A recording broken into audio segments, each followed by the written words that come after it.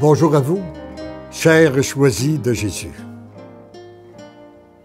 Le message numéro 229 du premier volume nous invite à réfléchir sur tout ce qui doit être démasqué en nous et purifié afin que son amour puisse circuler librement en nous, autour de nous et à travers nous.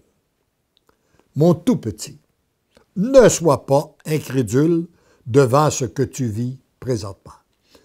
Ne sois pas incrédule de ce que tu vis en ce moment même. De plus en plus, c'est le Christ qui vit en toi. C'est qu'est-ce qui se produit lorsque lui on a donné notre oui. Le Christ est de plus en plus présent en nous.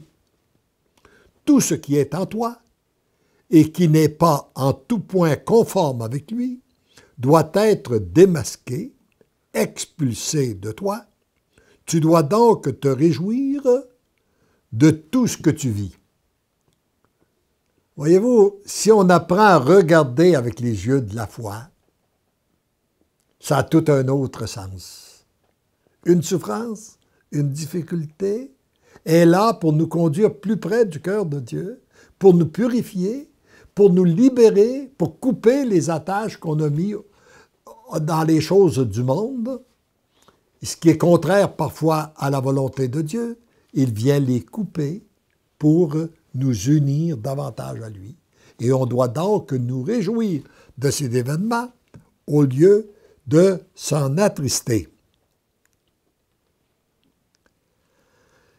Si c'est un événement heureux, c'est que le Christ a pu se manifester librement. À chaque fois que nous vivons un événement heureux, rappelons-nous que le Christ s'est manifesté et nous lui rendons grâce. Ce qui fait que nous sommes de plus en plus dans la louange, dans l'action de grâce. Si c'est un événement malheureux, c'est que les purifications sont en cours. Alors donc, dans un cas comme dans l'autre, tu te dois de t'en réjouir. Ou bien c'est un événement heureux, puis on rend grâce à Dieu. Ou bien c'est un événement malheureux qui produit en nous la purification. Eh bien, on doit aussi s'en réjouir et lui rendre grâce. Car ils te seront bénéfiques, et ils le sont dès maintenant, dans la poursuite de la voie sur laquelle tu es engagé et qui est celle de devenir pleinement l'amour. C'est facile à comprendre. Pour être pleinement l'amour, on doit être pleinement purifié. Et je pense qu'actuellement, ce qui se vit sur cette terre, c'est la parole que Jésus a dite, « Laissez croître le bon grain et l'ivraie, il viendra un jour où nous allons le séparer. » Eh bien, il m'apparaît que si je regarde ce qui se passe aujourd'hui à comparer à ce qui se passait lorsque j'étais tout jeune, il me semble qu'il y a un clivage entre le bien et le mal.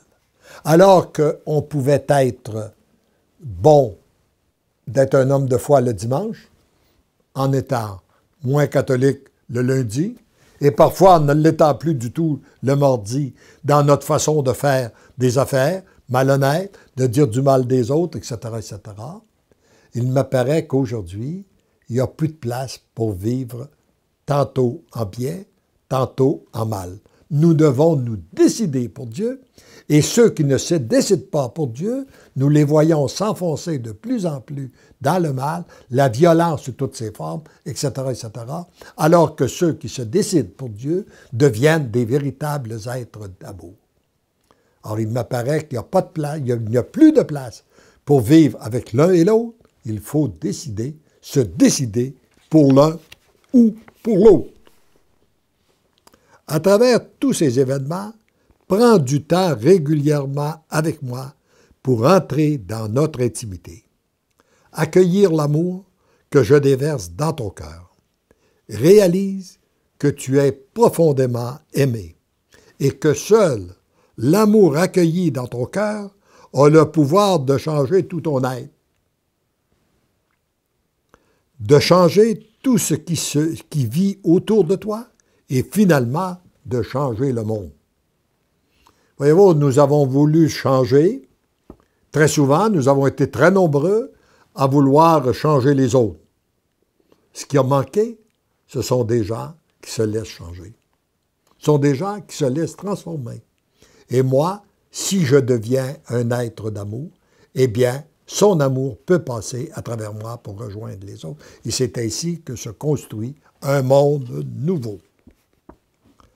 Heureux et heureuse êtes-vous de vous engager sur cette voie de l'accueil progressif de l'amour et de devenir l'amour.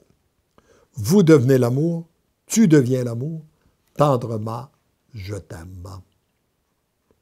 J'aimerais que cette dernière phrase soit bien imprégnée à l'intérieur de chacun de nous, en donnant notre oui au Seigneur, peu importe ce que nous avons à vivre et que nous aurons à vivre, tout tourne au bien de la personne qui met sa confiance en Dieu, et ce sont là des moyens de purification, de sanctification, pour nous unir davantage à lui, afin que son amour puisse passer en nous, puisse circuler librement en nous, autour de nous et à travers nous.